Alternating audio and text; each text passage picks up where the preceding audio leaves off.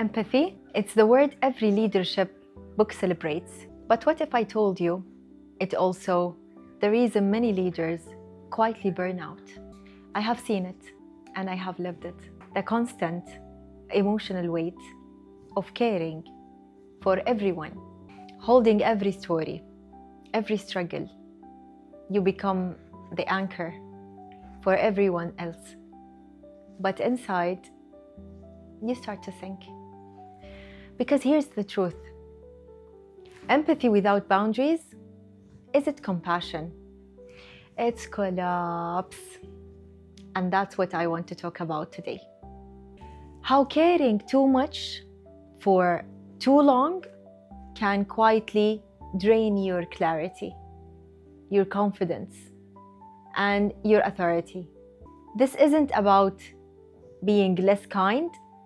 It's about learning the difference between helping and observing, and how to lead with heart without losing yourself.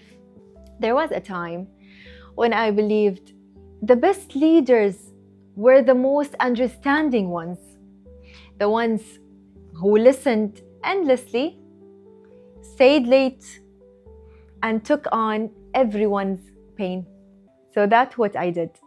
Every team member's stress became mine.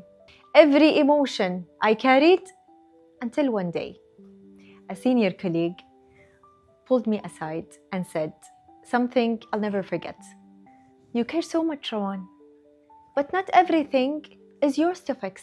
It was gentle, but it landed with weight because they were right. The more I cared, the less respected I felt. Because over-empathy blurs authority. It turns leadership into emotional overextension. It's not the people lose faith in your heart.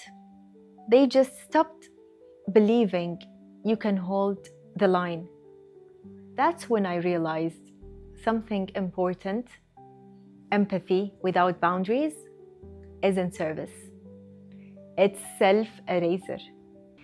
I remember a project that nearly broke me. We were preparing for a major national rollout. Long hours, high emotions. One of my team members was struggling, missing deadlines, falling apart. And my instinct, as always, was to rescue. So I took their work, stayed up late, and carried both loads. 4 days. That felt endless. Until one morning, I looked in the mirror and didn't recognize the person staring back. Exhausted, drained, angry. And I whispered to myself, no more. That was my turning point. Empathy has become my armor and my cage. So in the next meeting, I said something I had never said before. I understand how hard this is. But understanding doesn't mean overdoing. We rise together or we don't rise at all. That one sentence changed the dynamic because they didn't see a leader who stopped caring. They saw a leader who cared with clarity. After that project, something shifted. The team began to show up differently. People started taking ownership instead of waiting for me to fix everything. And for the first time in years, I wasn't constantly firefighting. I was leading. It wasn't easy. There were moments I wanted to step in again to prove my care by doing more. But I stopped myself because I realized that every time I rescued someone, I was teaching them they couldn't stand on their own.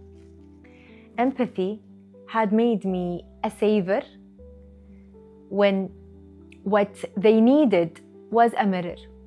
When I stopped rescuing, they started rising.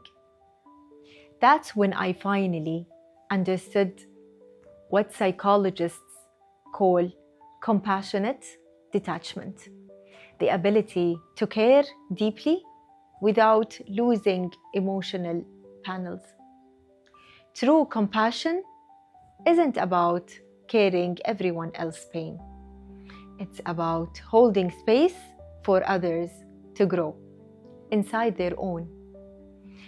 The more I protected my peace, the more powerful my presence became.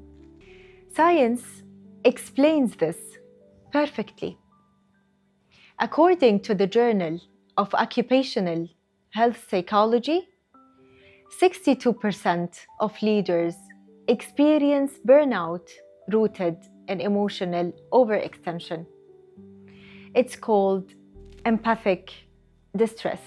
When your brain mirrors other person's emotions so strongly that it confuses their pain with your own.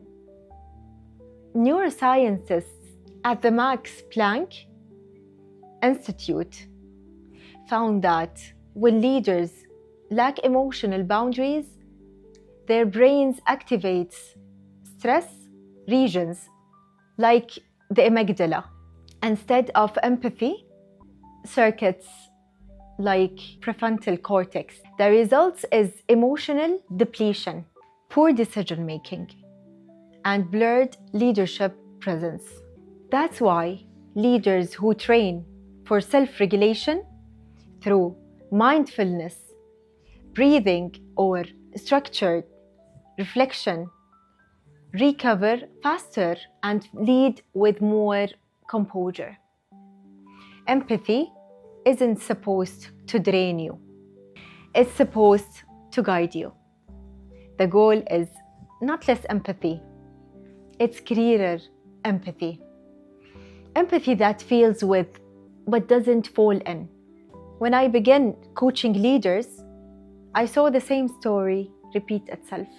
Brilliant minds, big hearts, completely burned out. They weren't tired of people. They were tired of carrying what wasn't theirs. I remember one client, a senior executive, who said, "I feel guilty when I stopped helping." And I smiled because I knew that feeling. So I told him something I learned the hard way. Guilt doesn't mean you're doing something wrong. It means you're finally growing in a new direction. We started small. He began pausing before saying yes, delegating without apology, taking 5 minutes at the end of the day to breathe, and consciously release other people's energy. Within weeks, he said, "I feel lighter.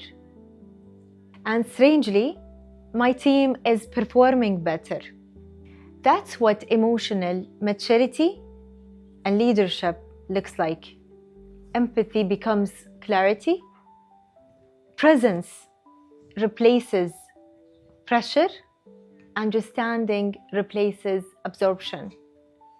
Here are 3 tools that changed how I lead and how I coach others to protect their empathy. The pause practice before reacting to someone's emotions. Take 1 small breath.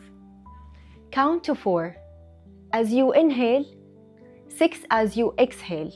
This activates the vagus nerve, lowers cortisol, and shifts your brain from empathy overload to emotional regulation.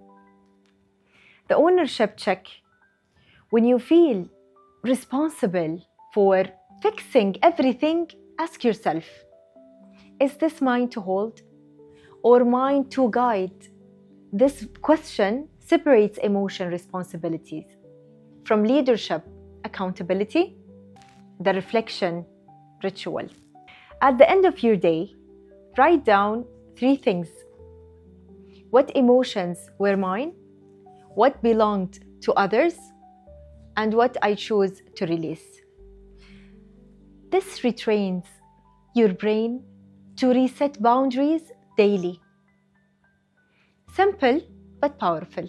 Over time, these micro practices strengthen empathy instead of depleting it. Here's what I've learned after years of leading and coaching others. Empathy isn't about carrying everyone's weight. It's about reminding people of their own strength.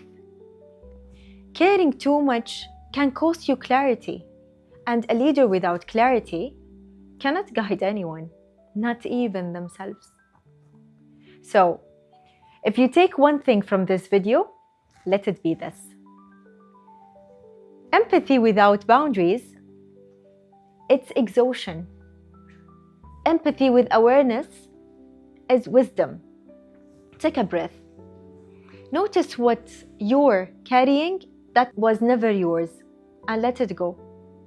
Because leadership isn't measured by how much you hold, it's measured by how lightly you can lead. If this made you pause, stay. This space is for leaders who want to lead with heart but live with peace.